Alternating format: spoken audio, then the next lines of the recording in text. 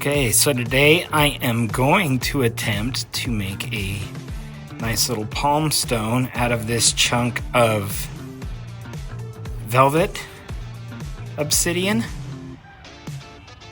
It's going to be a little difficult with that little groove right there, but we're going to give it a shot.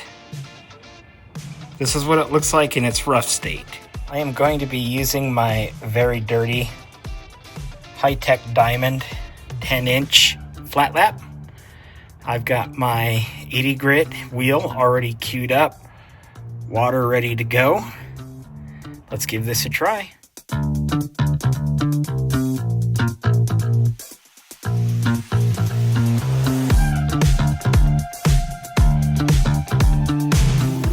Okay, I am working on this Velvet Obsidian piece here, and I've grinded it down pretty good and shaped it with the 50 grit, and now I am working on my 200 grit to further refine it.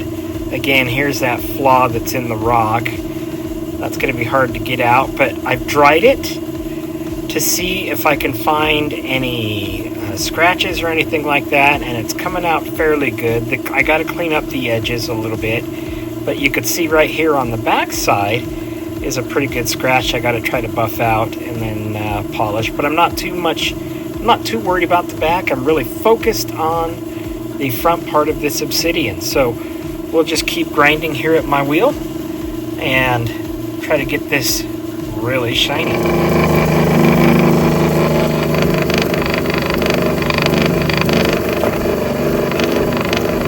So I'm applying a lot of pressure here, trying to work out some of the dead spots that are on the back side of this stone. Hopefully it'll clean up pretty nice.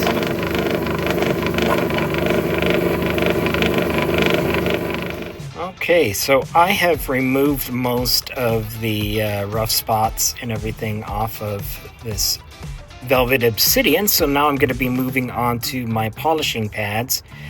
We're going to start off with a 600 grit and then move to my 1200 grit.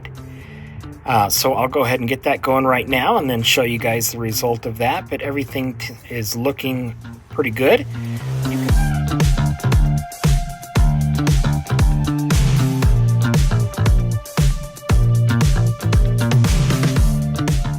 Alright, so I'm done with the 600 grit, and you can see that I've got this to a pretty good shine already, and I'm ready to move on to my finer grits, and you'll see how much shinier this rock is going to get. But you can really start seeing that Velvet Obsidian is starting to pop out right there. Yeah, it's looking really good. So I'll just keep going and show you the end result. Okay, I am done with the 1200 grit, and you can see that that has put already a really nice polish on this rock. Everything is coming out just fine. Looking beautiful. Now, I'm going to move to my buffing wheel with my serum oxide here in a second, and you're going to see a major difference. You think this is shiny, wait till you see what happens with the serum oxide. Okay, so I've got the serum oxide mixed up. I lathered it onto the stone and some onto my buffing plate. So now I'm going to turn the water on, apply a good solid heavy pressure to the stone, and start the polishing process.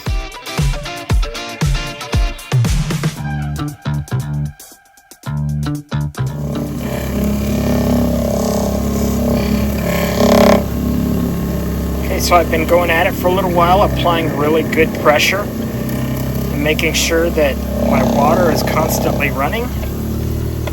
And look at that. That is a polish. Let me dry it off a little bit. There you go. That'll give you an idea of what it's going to look like once I get it all cleaned up.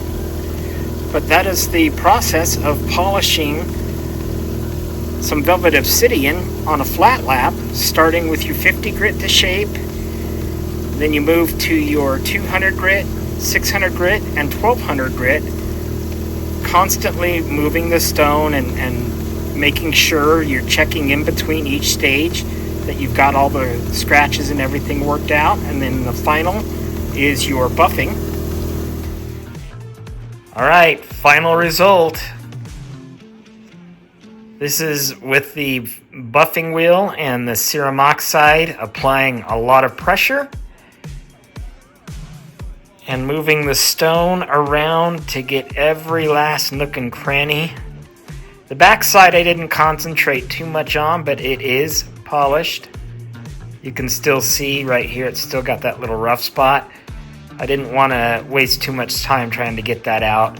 But, you know, there's that groove that I absolutely hate, but it does make this rock unique. But there it is. Velvet Obsidian.